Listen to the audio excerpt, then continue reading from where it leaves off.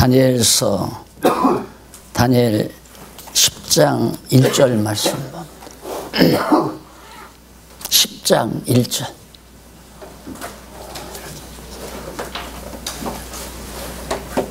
바사왕 고레스 3년에 한 일이 벨드사살이라는 이라 이름한 다니엘에게 나타났는데 그 일이 참되니 곧 큰 전쟁에 관한 것이라.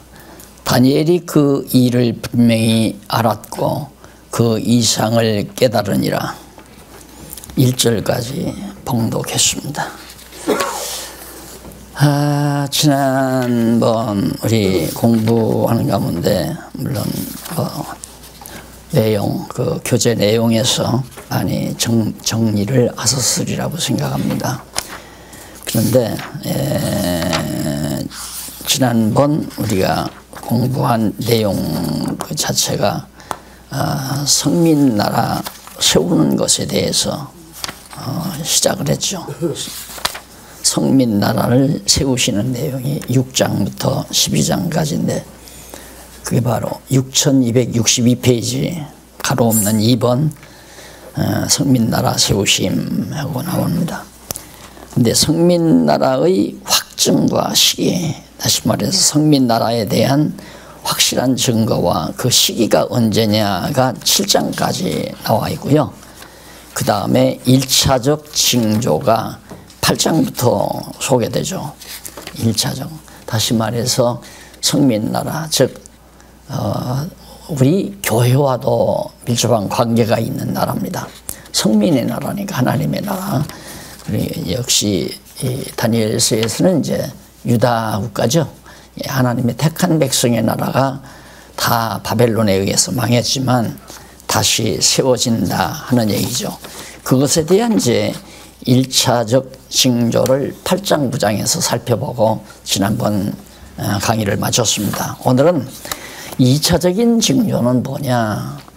물론 1차적 징조는 바벨론이 망하고 그 다음 2차적 바벨론이 망하고 파사가 들어서서 역시 파사가 고레스 왕이 유다 백성들 돌아가서 성전을 세우고 너희 신에게 제사하라 그런 고레스 청령이 바로 그 핵심 내용이죠. 그래서 그 청령에 대한 내용이 6301페이지에 보면 거기 잘 정리가 되어 있죠. 1301페이지에 보면 위에서부터 12번째 줄 중간쯤 보면 여기 7일에와 62일에 대해서 뭐 교재 읽으셨으면 다 아시겠죠. 이것은 이제 고레스 왕이 고레스 청령이 내릴 때부터 성전 공사가 시작될 때까지의 기간이 바로 7일에와 62일에 7일에는 바로 청령이 내릴 때부터 예루살렘에 도착할 때까지 백성들이 도착할 때까지의 기간을 말하고요. 그 다음에 이제 62일에는 성전 건축 공사를 하는 동안 그 기간을 62일이라고 그래서 62일에하고 7일에 하면 69일이 아니에요. 69일인데 그 날짜로 따지면 1년 한 4개월 정도 그렇게 됩니다. 그러니까 이 연도까지 정확하게 다 밝혀드렸는데 이런 내용들을 우리 한국교회가 진즉이 더 좀 잘 연구해서 자꾸만 교인들 어떤 열심만 독려하는 쪽으로 그렇게 방법론을 말하지 말고 성경이 말하는 이 진리성을 확증해 줬으면 오늘날과 같은 교회 혼란은 없었지 않았겠나 이런 생각을 많이 해봅니다. 이 다니엘서 이제 2차적 징조, 1차적 징조는 이제 그게 바로 고레스가 청령을 내려서 유다 백성들이 다시 예루살렘 돌아와서 70년 동안 회파된 성전을 다시 수축한다고 하는 이것이 이제 1차 징조예요. 핵심이. 그다음 2차 징조는 뭐냐면 두말할 것 없죠. 두말할 것 없이 2차 징조는 이제 유다가 회복됐는데 2차 징조는 유다가 가서 예루살렘 성전을 짓고 하는데 헬라로부터 당하는 고난, 그다음 로마로부터 당하는 고난, 이런 것들이 이제 쭉 나와요. 그래서 거기 10장에 보면 바로 헬라 군대의 진입이 나오잖아요. 그러니까 파사가 망하는 거죠. 제가 자꾸만 이 도표를 이렇게 그리는 이유는 성경이라는 게 역사적인 사실을 근거로 한 진리체계다. 하나님 말씀이다. 하나님 말씀이 이렇게 공중에 떠 있는 게 아니라 하나님께서 하신 말씀이 실제 우리 지상 역사 속에서 이렇게 하나님의 정하신 뜻대로 그대로 역사가 진행된다. 이것을 강조하는 것이 바로 이 도표거든요. 이 도표. 그러니까 이걸 우리 이제 20대, 30대, 그리고 10대도 괜찮아요. 10대도 이런 얘기를, 야, 성경이 그냥 옛날 얘기가 아니구나. 그냥 예수 믿는 사람들 그냥 무슨 교훈서가 아니구나. 성경이라는 건 정말 하나님 살아계셔서 말씀하신 대로, 언약하신 대로 그대로 역사 위에서 이루어져 가는 거구나. 그래서 믿음이 생기는 거 아니겠어요? 이런 이제 신앙이 10대나 20대에 딱 머리에 잡혀지면요, 한평생 가는 거죠. 한평생 가는 정도가 아니라 목숨 내대고 이 신앙 지켜나가는 강력한 신앙인이 되지는 겁니다. 그런데 신학교도 그렇고 교회도 그렇고 계속 목사님들이 교인들에게 어떻게 하면 교회를 부흥시키나, 어떻게 하면 열심을 내나, 이런 방법론만을 자꾸만 가리키니까 하라는 대로 했는데 결국 자기에게는 아무 소득이 없으니까, 그래서 교인들이 다 교회를 떠나가게 되지는 거거든요. 그러니까 정말 저는 이런 내용들을 보면서 이걸 누가 부정하느냐 이거예요. 실제 역사인데. 그래서 아까 얘기했던 조금 전에 1차 그 징조 이런 것들은 실제 중간사에 다 나와요. 중간사라고 하는 것이 뭐냐면 예수님 오실 때, 그 다음 이제 여기 한 400여 년간, 그러니까 말라키 선지자가 예언하고 나서 그 한 400여 년간의 이 기간의 역사가 성경에는 없잖아요. 성경에는 없는데 유일하게 이 다니엘서에 그게 나와요. 중간사에서 이걸 다니엘서에 나오는 걸 다루잖아요. 그러니까 중간사, 기독교 교회 중간사, 신학교 때 아마 신학교 다니면서 배우셨을 거예요. 그거 배우시면 그게 다 나와요. 근데 그걸 전체적인 성경의 역사적 흐름과 이 매칭이, 그걸 연결을 시켜가지고 진리성을 확증하는 데 활용을 못하는 데 문제가 있는 것이, 중간사만 알아서 뭐 하겠어요. 그러니까 기존 학문의 신학의 문제성이 뭐냐면 끊어요. 뭐 역사서, 그 다음 나는 선지서 전공, 나는 시가서 전공, 거기서도 시가서 중에서도 나는 욥기 전공, 뭐 시편 전공, 시가서 전공한다고 해서 시편에서 욥기에서부터 아가서까지 다 공부하는 게 아니거든요. 거기서 그냥 이 시편, 시가서 공부 가운데 시편 23편, 여호와는 나의 목자니, 그거 하나 연구해도 박사학위 그냥 나온단 말입니다. 그래가지고 나는 시가서 전공했다 이러고 나오니까 이게 참 너무너무 답답한 거죠. 이런 얘기하면 자꾸 길어지니까 우리 다 공감하고 있잖아요. 그래서 중간사 알면 뭐하냐 이거요. 이 중간사가 성경 전체의 논리적 흐름에서 어떤 부분을 점용하고 있고 그것이 역사적인 사실로서 무엇에 대한 확고한 근거인가를 확인할 수 있잖아요. 근데 우리는 여기서 바로 2차적 근거 딱 나오죠. 2차적 근거. 1차적 근거의 근거가 중간사에 나오는데 그게 바로 파사가 망하고, 그리고 파사가 이제 고레스가 칙령을 내리고 유다인들이 이제 예루살렘으로 가는 데까지의 그 과정을 미리 예언한 거란 말입니다. 그 내용이 나왔으니까 2차적 시련은 바로 이 중간사에 다 나올 거 아니에요. 그래서 바사를 멸망시키기 위해서 그건 벌써 앞에서 하나님께서 다니엘에게 신상에서 보여줬잖아요. 바벨론이 망하면 바벨론은 파사에게 망하고 파사는 헬라에게 망하고 헬라는 로마에게 망하도록, 그래서 큰 신상이 금, 은, 동, 철, 흙 이런 식으로 나눠 있는 그 신상을 통해서 이미 예언된 거란 말입니다. 그러니까 바사가 계속해서 집권해서는 안 되잖아요. 망해야죠. 누구한테?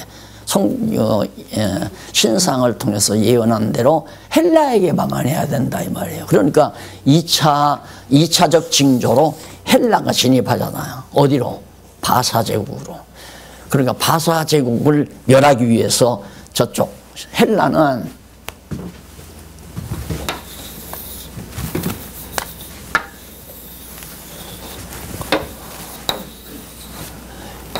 여기가 헬라니에요. 헬라. 이건 에게해, 바다에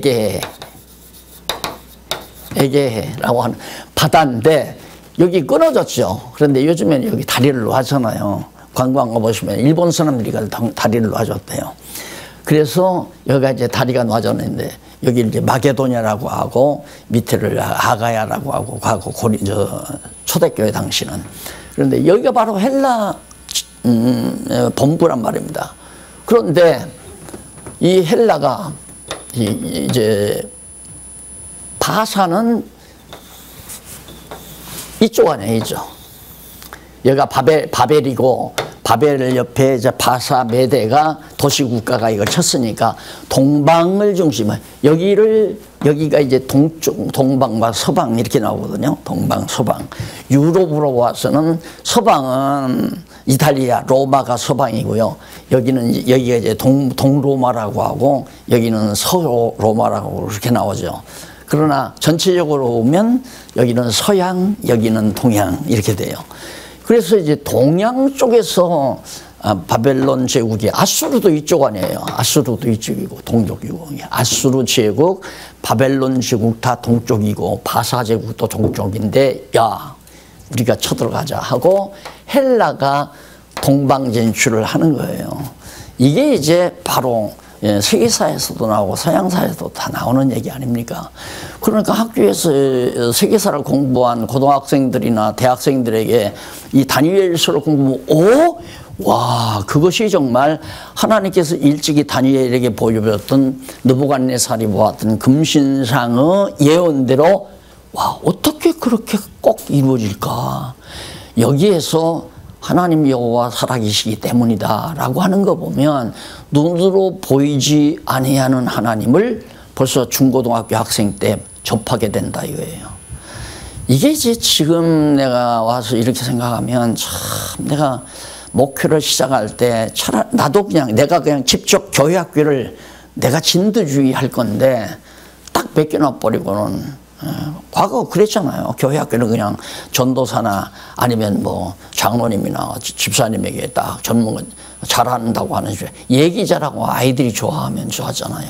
그 딱 맡겨놓고 보니까 하나 쓸모없는 것들만 자꾸 가르치고 애들들이고 뭐 사치기 뽀뽀나 하고 과자나 사주고 이러면서 데리고 놀러 다니고 이게 이제 교회학교를 하다 보니까 저도 초기에는 교회학교 다 실패했대서요. 이제 중기에 와서 좀 중기에 와서 정신 차리고는 좀 장로님을 직접 맡겨가지고 말씀 좋아하는 장로님을 맡겨가지고 예산을 대풍 들여서 막 해줬더니만 예산 끌어다가 의자 바꾸고 책상 바꾸고 뭐 칠판 바꾸고 이런 데다 써놓고는 교육에는 다 빈. 그것도 또 실패했잖아요. 믿은 것이 실패로 들어간 거예요. 그래서 은퇴할 무렵에는 안 된다. 이거 안 된다. 그래서 아무리 예산 많이 대줘도 안 되고 그저 아주 팀교사, 홈교사로 딱 나눴어요. 그래서 교회학교는 가정에서 홈교사들이 부모가 일단 가르치고 교회 오면 팀 교사들이 연령별로 맡아가지고 이렇게 하는 방해복으로 해서 상당히 진취적으로 잘 되어갔거든요. 그래서 되어 가다가 또 어려운 일이 부딪혀가지고 지금 되는데 현재는 그대로입니다. 팀 교사, 홈 교사. 그게 양친 부모가 다 교사예요. 그래서 중요한 교회 행사를 한다. 교회 모든 교육 문제들 누가 구성하느냐 하면 홈교사, 팀교사들이 앉아서 함께 연구해요. 그러다 보니까 자기 자식들이니까 얼마나 신실하게 잘하겠어요. 거기 들어가는 경비는 다 부모들이 다, 홈교사들이 다 각주를 해서 하고요. 왜 그러냐면 이거 어렸을 때 딱 배워놓으면 안 잊어진단 말입니다. 아하, 보세요. 이게 지금 중대한 역사 아니에요? 엄청난 중대한 역사. 서양사회, 고대사에 있어서 중대한 역사인데 이것이 하나님이 정하신 뜻대로 역사가 진행된다라는 사실을 이 다니엘서에서 우리가 딱 얻게 되면 지금 여러분 참 한심하잖아요. 이번 유엔 총회에서 트럼프 입에서 무슨 소리 나올까? 온 세계 인류가 트럼프 입에서 뭔 얘기가 나오나 거기에 귀 기울이고 막 기자단들이 다 동원되고 해서 거기에서 조금만 좀 의심스러운 얘기가 나오면 그냥 주가가 올라갔다 내려갔다. 이게 무슨 놈의 인간 사회입니까? 트럼프 내일 모레 늙어가지고 죽을 날도 멀지 않았던데. 근데 그런 사람 입에서 나오는 말 한마디에 세계 경제가 막 들쭉날쭉 주가가 올라갔다 내려갔다가 세계도 그렇지만 대한민국도 마찬가지예요. 대한민국도. 누구 그거 말 한마디 잘못하면 그냥 온통 나라가 날리고 신문이 날리고 이게 다 성경을 모르니까 그러거든. 성경은 아무리 난리를 치고 아무리 노력을 해도 역사는 하나님의 정하신 뜻대로 간다. 이래야 우리 마음에 평정이 오잖아요. 그래서 이 예언서 같은 것이 아주 참 중요하죠. 이사야서, 예언서 자체가 예언서만 중요한 것이 아니라 성경이 다 중요하잖아요. 성경만 제대로 가르쳐 놓으면 정말 규모가 있는 그리스도인으로서 잘 인격이 가다듬어져 갈 수 있는. 그래서 참 별의별 난리를 쳐도 그저 딱 안정적으로 자기를 관리할 수 있는 그런 반석 위에 지은 집처럼 든든하게 자기 인간을 다스려갈 줄 아는, 진리로 하여금 자기를 다스려갈 줄 아는 그런 체계에 있는 인간으로, 인격으로 만들어갈 수 있다는 얘기죠. 그래서 헬라군이 진입하는 것이 10장에 나와요. 자, 여기서 이제 이 70년 아니에요. 70년. 바벨론 제국이 다 예루살렘 헐어버리고 예루살렘 불태워버리고 백성들 전부 사로잡아 갔단 말입니다. 그래서 바벨론 일대 이 지역에 다 산산 흩어져서 살도록, 왜 모아놓으면 또 반기를 드니까 여기저기 다 흩어져 살도록 해서 잡아갔는데 바벨론이 망했잖아요. 파사에게 망하거든요. 그래서 파사 고레스가 이리로 돌아가라 이 말이에요. 자기가 파사가 그렇게 돌아와서 성전을 짓게 되거든요. 그 이후의 역사가 뭐냐면 이제 파사 이후에 헬라가 나오고 로마가 나오고 헬라, 로마. 이러니까 이 시대가 헬라와 로마가 지배하던, 그래서 63년에 로마가 유다를 정복하잖아요. 그러니까 이 시대란 말입니다, 바로. 그러니까 이것이 이제 중간사에 다 있으니까 더 자세히, 여기 강론집보다도 더 자세히 알고 싶으면 중간사를 참고해 보시면은 분명하게 알 수 있습니다. 자, 그래서 고레스 3년입니다. 고레스 3년이면 이 파사의 고레스죠. 초대 황제. 고레스가 황제의, 그러니까 바벨론을 진멸한 이후 3년째 되던 해에 다니엘에게 이상이 보이죠. 하나님 금빛 나고 영광스러운 얼굴이 정말 번갯빛 같고 그런 이상한 환상이 다니엘에게 보여요. 그러니까 다니엘은 좀 걱정이 생겼죠. 웬일인가, 무슨 생인가 이렇게 걱정하고 있는데 결국 10장 10절로부터 21절을 보면 천사가 와서 두려워 떨고 있는 다니엘을 위로를 해요. 위로하고 내가 본 그 신상에, 내가 본 환상에 대해서 내가 너에게 말을 전하러 왔다. 그러면서 그가 하는 얘기가 20절에 나오잖아요. 그 본문 10장 20절 한번 보세요. 제일 밑에서 세 번째 줄 뒷부분에 보면 그가 이르되 내가 어찌하여 내게 나온 것을 네가 아노니 내가 왜 너한테 나왔는지도 알 거다. 아느냐? 네가 아느냐? 그러면서 이제 내가 돌아가서 바사군과 싸우려니와 바사와 싸워야겠다. 다니엘에게 나타난 사자가 내가 이제 돌아가서 바사군과 싸우겠다. 그러니까 바사를 멸망시키겠다. 그 얘기죠.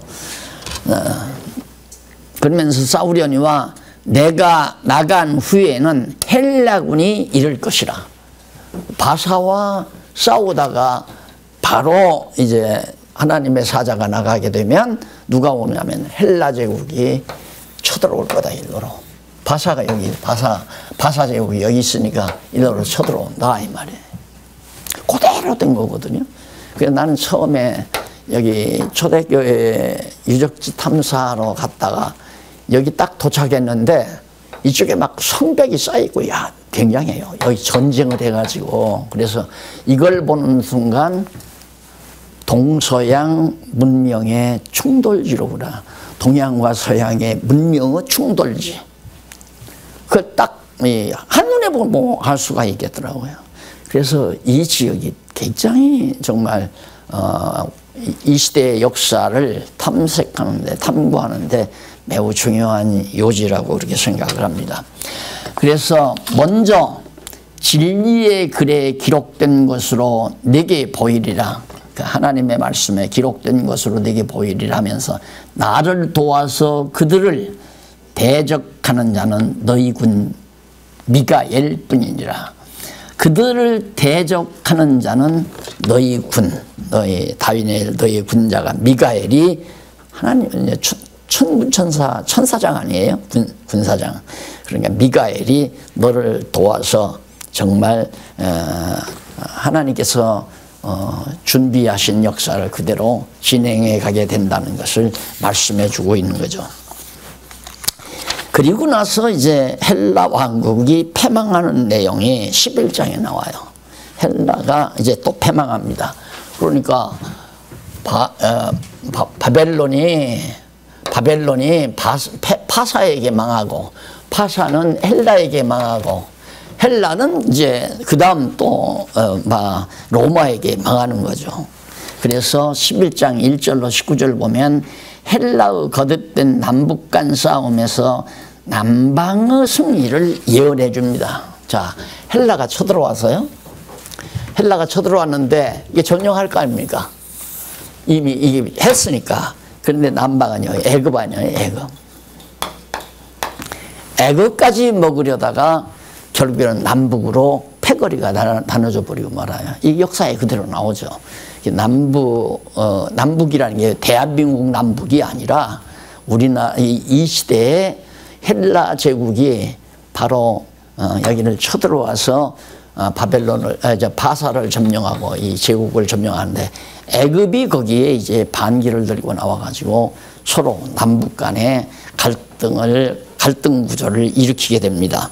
그래서 남방, 애굽을 중심으로 한 남방 세력이 승리를 거두어요. 남북 간에. 이런 상태에서 이제 오고 가는 역사들이 참 많습니다.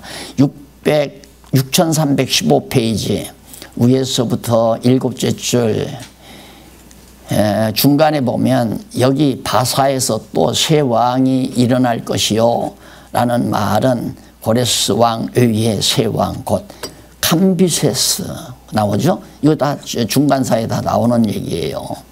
그 다음 뭐 등등 새 왕 나오잖아요. 그대로 역사적인 사실이 그대로 드러납니다. 그리고 이제 이어서 이제 밑에 두 번째 문단, 중간 두 번째 문단 갈린 데 있죠. 거기서부터 네 번째 줄 뒷부분에 보면 이는 알렉산더 대왕이 다스리던 헬라가 푸프톨레미 가산더 리시마쿠스 셀루쿠스에 의해 넷으로 분할되는 결과에 대하여 예고한 거죠. 그러니까 거기에 줄 바꾼 데 보면 문단 가운데 중간에 줄 바꾼 데 보면은 그리고 이어서 그러나 그가 강성할 때 그 나라가 갈라져 천하 사방에 나누일 것이다. 그러니까 알렉산더가 여기 이제 진출을 했을 때 사방으로 나라가 갈라진다. 이걸 이제 바로 역사 내용을 통해서 확증해 드린 내용입니다. 그 다음에 넘어가서 11장 20절로 45절 보면 북방왕이 거듭 유다를 치르다가 패할 것을 예언합니다. 북방왕이란 두말 없이 헬라의 북쪽 세력이죠. 이 세력들이 남쪽 유다를, 여기 유다니에요. 이 유다를 치려다가 실패를 해요.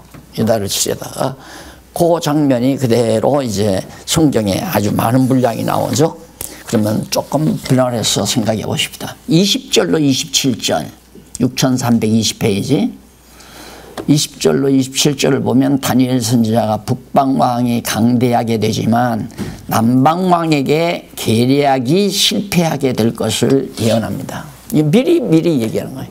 여기서 쳐들어와서 유다를 치려고 하고 강대한 세력을 갖지만은 남방왕의 계략에 결국은 쏘가서 실패하게 된다. 그리고 28절로 35절 이쪽 편이지 21페이지 중간에 다니엘 선지자가 북방왕은 남방 침략이 실패한 후 유대 종교를 핍박하게 될 것을. 북방왕이 이 남방왕을 쳐서 정복하려고 하다가 실패하니까 유다를 침략하려고 하는 거예요. 그러니까 이게 여기가요 참 고약한 곳입니다. 위치가. 근데 하나님께서 꼭 이 자리에다가 하나님의 택한 백성을 놓는 거예요. 이거 보세요. 여기서 이쪽으로 쳐들어오면 이 아프리카 여기 넓은 땅 있잖아요. 아프리카 땅. 이걸 먹으려면 여기를 거쳐야 돼요. 여기를 거쳐야. 안 그러면 여기 이제 강대한 세력들이 또 있는 거고. 그러니까 결국 여기는 일루로 가려도 여기를 거치고 여기서 일루로 가려도 여기를 거치고 여기서 일루로 가거나 일루로 가려도 다 여기를 거쳐서 그래서 여기가 전쟁터의 아주 요지라고 그렇게 볼 수 있는 것이죠. 그래서 이 지역을 결국 하나님께서 당신의 택한 백성 놓고 데려다 놓고 어떻게 내가 너희를 보호하지 않는 한 너희 능력으로는 살 수 없다는 걸 보여주는 것이 이스라엘 민족의 역사란 말입니다. 그러니까 모든 역사는 하나님이 정하신 뜻 따라 그대로 빈틈없이 진행되어지기 때문에 여호와 하나님 경외하며 사는 성도들은 트럼프가 무슨 말을 했든 문재인 대통령이 유엔에 가서 무슨 설교를 한다, 무슨 연설을 했든 뭐 김정은이가 뭔 말을 했든 시진핑이가 무슨 얘기를 했든 아무 관계없는 거예요. 다 그 쓸데없는 얘기들이에요. 자기들 생각대로 자기들 계획대로 하려고 하는 욕심에서 찬 얘기지만 역사는 인간의 강한 자의 욕심대로 이루어지지 않는다. 이것만 봐도 알죠. 강한 바벨론이 망하잖아요. 강대한 북쪽이 나약한 남쪽에게 망하잖아요. 아주 나약한 유대민족이 지금까지 살아서 이 땅을 점령하고 있잖아요. 이 놀라운 사건 아닙니까?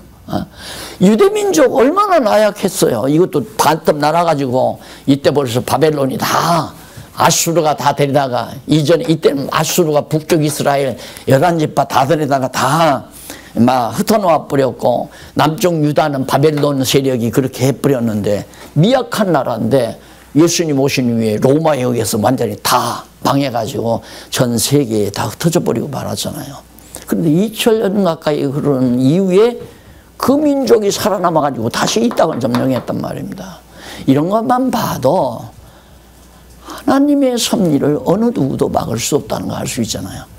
그래서 그런 여호와 하나님을 알고 나면 그냥 마음에 평안을 가지지 말라고 해도 마음에 평안이 오잖아요. 그래서 성경을 이렇게 구체적으로 하나님의 선하신 뜻이 이루어져 간다는 사실을 성경에서 밝히 가르쳐 주는 것이 바로 하나님의 택한 백성들의 신앙을 길러가는 유일한 영적 양식이라는 사실을 알 수 있죠. 그 다음 36절로부터 45절 6522페이지 6322페이지 36절로 45절 보면 다니엘 선지자가 북방왕이 자고하여 남방을 정복하고 유다를 치려다가 패망하게 될 것을 예언합니다. 아주 이 헬라 알렉산더가 특히 알렉산더 대왕이 이건 뭐 유명하잖아요. 서양사에서도 나오고 동양사에서도 나오고 알렉산더 대왕이 자만해가지고 이게 다 먹어버리려고 하다가 결국은 알렉산더가 병들어 죽었다고 그러죠. 그래서 패망해버리고 말아요. 안 돼요. 그러니까 온 세계를 뭐 다 정복하고 살려고 서로 정복하려고 그게 정복 안 당하려고 지금 세계가 지금 아주 엄청난 그런 소용돌이 속에서 우리가 생존하고 있는 거예요. 지금 막 이게 난리 아니에요. 과거에 정말 같은 우방들끼리도 서로 막 날리고 이번에 보니까 오늘 신문에 보니까 또 유럽 전체가 막 단합해서 트럼프 성토한다고 지금 그렇게 또 나오는데 유럽 트럼프는 유럽은 자기 편이라고 생각하고 있는데요. 도리어 반론하고 일어나잖아요. 다 하나님께서 인간들의 마음을 주장하는 거기 때문에 성경에 있는 외에는 인간의 뜻대로 되는 것이 없어요. 성경에 있는 말씀은 하나님의 뜻이 밝게 드러났으니까 그대로 이루어지는 거지만 성경에 기록되지 아니한 건 어떻게 될지 우리 모르잖아요. 그러니까 공연히 사람들의 말에 마음이 흔들리기나 심령이 흔들린다는 것은 우리 목회자들이 성도들을 잘 기르지 못했다는 결과가 나오는 거죠. 그 다음은 12장 넘어갑니다. 마지막 장. 유다 백성의 환란이 나와요. 유다 백성의 환란. 참 놀랍죠. 그러니까 고레스 때까지는 큰 혜택을 봤죠. 성전을 짓는데 막 방해꾼이 옆에서 나오는데도 가서 고레스의 칙령에 의해서 막 바사의 도움을 많이 받아가지고 성전이 회복됐잖아요. 회복돼가지고 이제 살아가는데 그 다음 바사가 헬라에게 망하면서부터 계속해서 순환입니다. 계속해서. 그 순환이 결국 1차 화가 로마에 의해서 예루살렘이 완전히 정복당하는 거죠. 그게 1차 화고 2차 화는 70년에 성전이 불타버리는 거고 3차 화는 132년에서 5년 사이에 예루살렘이 다 회파돼 버리는 거고 그래서 유대인들이 세계만방에 다 흩어져 버리잖아요. 그랬다가 1948년에 다시 독립해가지고 이 땅에 돌아와서 지금 나라를 이루어가지고 지금 유럽 각국이나 중동 일대 그 부근에 모두가 다 이스라엘 때문에 골치가 아픈 거예요. 이스라엘 때문에. 그런데 트럼프는 이스라엘 편들기 때문에 지금 유럽에서도 배반당하고 중동 국가에서도 배반당하고 묘하게 지금 돌아가잖아요. 어쨌든 하나님의 뜻은 이루어진다. 우리는 확실하게 그걸 믿으니까 사람 생각대로 안 된다 이거죠. 순간순간 그들은 그때그때 쓰임받는 것 뿐이죠. 환란 때 구원과 수욕을 받은 후에 알게 된다고 예언합니다. 이제 다 너희들이 당하고 나서야 이렇게 다 당하고 나서야 하하 다니엘에게 예언했던 그 예언의 말씀이 이거였구나 하고 깨닫게 된다 이 말이죠. 근데 이루어지기 전에는 그 정말로 그렇게 될 건지 안 될 건지 알 수가 없죠. 그게 이루어진 후에는 다 깨닫게 된다. 그러니까 우리는 사실 알고 보면 다니엘보다 더 행복하죠. 다니엘은 그냥 그렇게 된다고 하나님께서 알려주기만 했지만 우리는 알려준 대로 이루어진 것을 지금 눈으로 보고 살잖아요. 그러니까 우리는 진짜 행복하고, 나는 한때가 아니라 그런 얘기까지 해요. 우리는 바울보다도 행복하다. 왜? 바울은 요한계시록을 못 보고 죽었어요. 그렇죠? 요한계시록 못 봤단 말입니다. 그런데 우리는 요한계시록 봤잖아요. 요한계시록을 보고 지금 살고 있고, 요한계시록의 내용이 하나하나 이루어져 간다는 것을 확인하고 살고 있고, 그러니까 바울보다 우리가 행복한 사람이죠. 자, 이렇게 해서 12장 5절 거의 환난 때 구원과 환난 당할 때 하나님께서 구원해 주고 수욕을 받은 후에 많은 어려움을 당한 후에 이제 알게 된다 그러면서 5절로 13절 보면 6328페이지 유다 백성이 당할 큰 환난 끝의 징조들에 대해서 말을 해줍니다. 환난 끝에 와질 징조, 그런 징조들이 이제 나오는데 그 날짜 같은 게 전부 나오잖아요. 한때, 두때, 반때도 나오고요. 자, 이쪽 6329페이지 두 번째 줄 중간에서 조금 뒤에 여기 한때, 두때, 반때 더해 한때는 반때에 대해 한때는 로마 제국에 의해 이두메 족속 안티파테르 그때가 63년 아닙니까? 63년이니까 예루살렘 유다 정복할 때죠. 34년까지가 유대를 지배한 시대를 말하고 유다를 정복해서 예루살렘을 정복해서 지배한 때가 한때고, 그 다음 두 때는 헤롯 1세와 엘루스가 유다를 지배하다 축출당한 후 다시 침공하여 거듭 지배한 시대를 말한다. 두 때니까 그 다음 반 때는, 두 때는 지배했다가 축출됐다가 다시 와서 지배했으니까 두 때죠. 두 시대. 그 다음 반 때, 이 말은 반 시대 그렇게 생각을 해도 돼요. 반 때는 로마 총독이 3명의 분봉왕을 세워 유다를 지배하기 시작한 때부터 언제까지 만왕의 왕이신 그리스도가 오셔서 구원의 역사가 시작된 때까지를 바로 반때라고 그렇게, 왜? 지배하다가 끝을 못 맺고 그만둬 버렸으니까 결국 반때가 되는 거죠. 그래서 분산되기까지를 말하는 거다 하고 거기서 밝혀주죠. 그런 시대가 한때, 두때, 반때가 지나면 결국 성민의 나라가 세워진다, 그런 얘기. 자, 그 이후에 자세한 것은 좀 읽어보시면 되겠고요. 그 다음에 이제 이렇게 해서 결국 예수 그리스도가 한때, 두때, 반때가 지나서 그리스도가 오실 것을 다니엘서에서 말해주므로 바로 성민의 나라가 세워지는 2차 징조에 대해서, 그러니까 여기서 세워졌잖아요. 성민나라가, 유대나라가 세워졌거든요.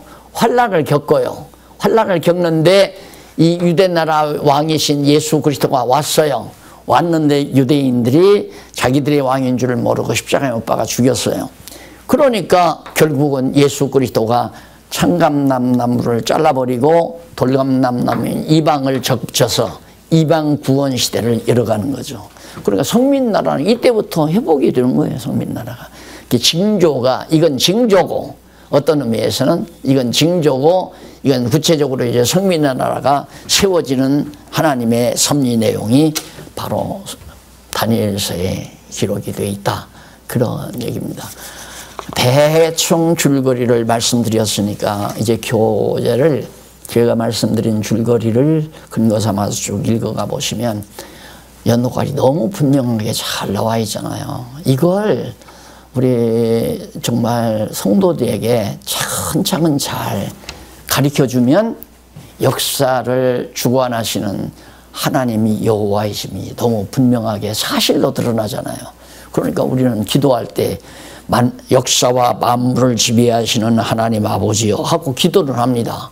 그러면 일반 청중들은 어떻게 생각하냐면 그건 목사님들이 기도할 때 기도 서문에서 대충 다 나오는 얘기더라.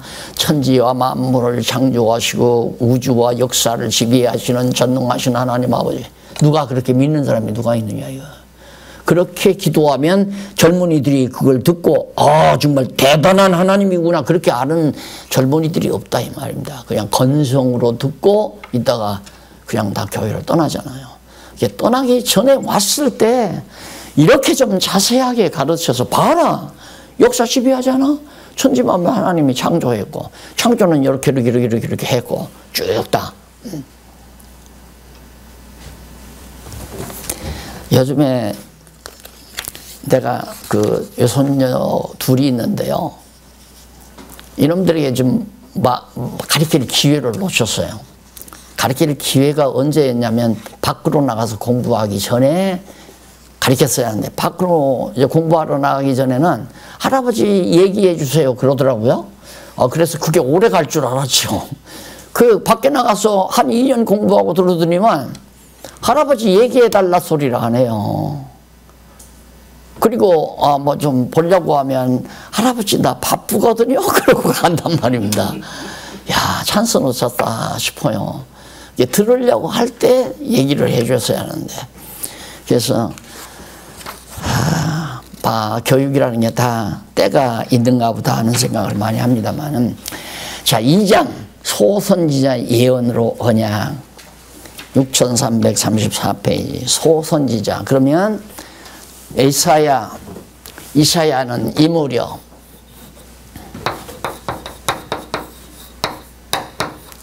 에레미야는 이 무렵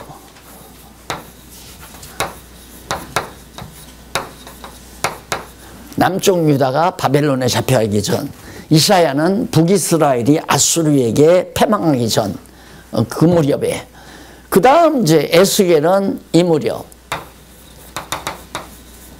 다니엘도 이 무렵 포로 시대 이때 이제 바로 이사야, 에레미야, 에스겔, 다니엘이 예언을 했죠. 이걸 대선지자라고 보편적으로 그렇게 말하고요. 또 성경이 편집된 것도 요 순서에 따라 대선지자는 했는데 갑자기 다니엘 마친 다음에 호세아가 나와요. 호세아. 여기 호세아. 호세아는 이 시절이 아니에요. 이 순서로 봐서 호세아, 요엘. 이 사람들은 예언한 시기가 요 무렵이에요. 이사야보다 앞서서 예언했어요. 그러니까 예언한 시기가 들쭉날쭉. 이 다니엘까지 했으면 그 뒤에 역사에 나타나서 예언했으면 이거 한 파트로 이걸 구성할 수 있는데 그래서 과거 선지서 연구가들이 이걸 대선지자라고 나눠놨고 이걸 소선지자라고 나눠놨구나. 그래서 그걸 그대로 따라서 대선지자는 넷을 정리를 했고요. 그 나머지 말라기까지는 호세아에서 말라기까지는 소선지자로 해서 그러면 그걸 어떻게 분류가 되느냐가 소선지서 그 내용 의미 분석 그 바로 밑에 문단을 한번 보세요. 두 번째 뒷부분 보면 그 선지서 가운데 호세아에서 미가는 북왕조가 패망하는 시대에 예언하는 거. 이 시대에 예언했다 이 말이에요. 이 시대. 호세아에서부터 어디? 호세아에서부터 미가, 호세아, 요엘, 아모스, 미가. 이게 이제 바로 이 이사야 시대에 같이 예언한 자들이다 하는 얘기입니다. 그러면 그 예언은 북왕조 패망시대 예언이라고 해서 1절 나오잖아요. 그래서 북왕조, 이 북쪽 왕조 북왕조예요. 북왕조가 패망하던 이 시대에 바로 이사야를 중심으로 호세아, 요엘, 아모스, 오바댜, 요나, 미가, 아모스, 요나, 미가 이렇게 해서 나옵니다. 그래가지고 북왕조 예언 시대에는 그 내용 가운데 호세아는 북왕조의 패망과 회복에 대해 예언하고요. 요엘과 아모스는 남북 왕조의 패망과 회복. 남쪽도 망하고 북쪽도 망한다. 남쪽도 망하고 북쪽도 망한다. 망하지만 다시 회복한다. 이걸 말해요. 다시 70년 포로가 마치면 북왕조 백성도 다시 돌아오고 남쪽 유다 백성도 돌아와서 회복된다. 그걸 예언한 것이 요엘과 아모스고, 그 다음 남북 왕조의 패망과 회복에 대해 예언하는 것이 오바댜, 요나. 앞에서는 호세아는 북왕조의 패망, 그 다음 요엘과 아모스는 남북 왕조의 패망과 회복, 그 다음 오바댜, 요나, 미가는 열방과 선민의 결국. 이 주변의 모든 열방들과 하나님의 택한 백성들의 결국이 어떻게 되지는가, 그거에 대해서 예언하는 것이 오바댜, 요나, 미가예요. 그러면 우선 넘어가서 호세아, 가로 없는 1번 북왕조 패망과 회복 예언입니다. 호세아. 자, 그러면 호세아 거기 보면 한번 6장 1절 한번 볼까요? 6장 1절 넘어가서 성경. 그 요절인데 6장 1절이 그 요절 한번 보시면 이런 내용이 나옵니다. 오라 우리가 여호와께로 돌아가자. 여호와께서 우리를 찢으셨으나 도로 낫게 하실 것이다. 하나님이 찢으시고 낫게 한다. 우리 장기에 정말 병이 걸리게 되면 의사가 우리의 배를 찢고 그 다음 치료한 다음에 다시 꼬매듯이 하나님께서 우리를 찢으셨으나, 우리란 이스라엘 백성을 말하는 거죠. 찢으셨으나 하나님이 도로 낫게 한다. 그 말은 뭐냐면 이때 찢은 거 아니에요? 여로보암, 르호보암. 솔로몬 말기에 르호보암과 여로보암이 나라를 다 남북으로 갈라지잖아요. 이게 누가? 하나님이 갈라놨다 이 말이에요. 예, 나라를 가르는 것도 하나님이 가르고 합쳐놓는 것도 하나님이 합치는 거거든요. 예, 인간이 합치는 게 아니란 말입니다. 예, 지금 트럼프도 그렇고 일본도 그렇고 아마 중국도 별로 원치를 않죠. 예, 남북이 이게 통일되는 거. 하나님께서 남북 갈라놓은 거죠. 물론 세상 나라도 다 마찬가지입니다. 교회도 마찬가지고. 교회도 다 찢는 것도 하나님이 찢어놔서 분파가 되게 만들고, 그리고 하나님이 하나로 모으시기도 하고, 그러면서 이제 하나님 여호와 경외하기를 배우게 하신다. 그러면서 우리를 치셨으나 싸매어 주실 것이요. 우리를 때렸지만 우리를 싸매어 줄 거다. 하나님은 반드시. 왜? 여기서 싸맨다는 말은 다윗 왕조 아니에요. 다윗 왕국. 이게 다윗 왕국인데 여기는 다윗 왕조를 떠나서 다른 자기들 마음대로 나라를 씌워 사다가 망했거든요. 남쪽 유다는 다윗의 아들 솔로몬이, 솔로몬의 아들 르호보암이, 르호보암의 아들에서 계속 다윗의 자손이 이어서 왕이 됩니다. 그 이유가 앞에서 말했지만은 야곱이 애굽에서 유다에게 왕의 홀이 유다 지파에게서는 떠나지 아니하고 치리자의 지파이가 발사에서 떠나지 않는다 하는 언약을 야곱을 통해서 하나님께 유다에게 했거든요. 그런데 진짜 유다 지파에서 다윗이 나왔어요. 유다 자손에게서. 그러니까 하나님께서 애굽에서 벌써 야곱을 통해서 유다에게 했던 그 언약이 있기 때문에 다윗 왕조는 안 망한다 이 말이에요. 그래서 다윗 왕조는 이렇게 다 바벨론 포로로 가서 70년 동안 포로 생활하지만 반드시 다시 회복해 준다 그 말이에요. 그렇지만 결국은 다 이스라엘 망하고 뭐 성전도 다 폐하고 뭐 예루살렘도 다 회파되고 난리를 쳐도 결국 아브라함과 다윗의 자손, 더 나아가서 야곱보다 더 아브라함과 다윗의 자손 예수 그리스도가 만왕의 왕으로 와서 오늘날 바로 지상에 있는 목사님들이 지금 봉사하고 계시는 지상에 주님의 몸 된 교회를 세워서 다스리고 계시다 이 말입니다. 그러니까 정말 놀라운 거 아니에요. 호세아서가 바로 어떤 분은 그러더라고요. 호세아서가 복음서라고, 또 이사야서가 복음서라고. 왜? 같은 무렵에 예언하다 보니까 하나님께서 싸매시고 또 회복시키시고 구원시키시고 한다니까 복음의 핵심이 깊이 담겨 있다 해서 구약의 복음서라고 그렇게 말하는 사람들도 있어요. 그러나 복음 아닌 게 어디 있습니까? 창세기부터 다 이게 복음이죠. 왜 그러냐면 복음에는 하나님의 비밀이 나타나잖아요. 비밀. 비밀이라는 게 하나님의 작정하신 뜻이거든요. 하나님이 작정하신 뜻이 비밀인데 이 비밀이 복음 아니에요? 이 비밀이 예수 그리스도를 통해서 온전하게 오실 메시아와 오신 메시아, 신약이죠. 이건 신약과 오실 메시아는 구약이고, 그래서 오실 메시아와 오신 메시아를 통하여 바로 하나님의 작정하신 비밀이 완벽하게 다 드러난 거죠. 이게 복음은 성경의 한 부분이 복음이 아니라 어떤 사람이 에레미야 23장, 34장, 34절이라는 그런 얘기를 자꾸 들어요. 새 언약을 맺는데 너희 마음의 길이 기록을 하고 어쩌고 그건 다 하나의 복음의 한 부분들을 말하는 거죠.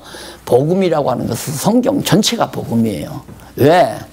하나님의 비밀이 작정하신 뜻이 이미 아무도 모르죠. 계시를 안 했으면 모르지 않습니까? 이 비밀을 드러내신 것이 창세기부터 계시록까지 다 완벽하게 드러낸 거란 말입니다. 그러니까 성경을 다 모르면 복음을 몰라요. 절대. 자, 그래서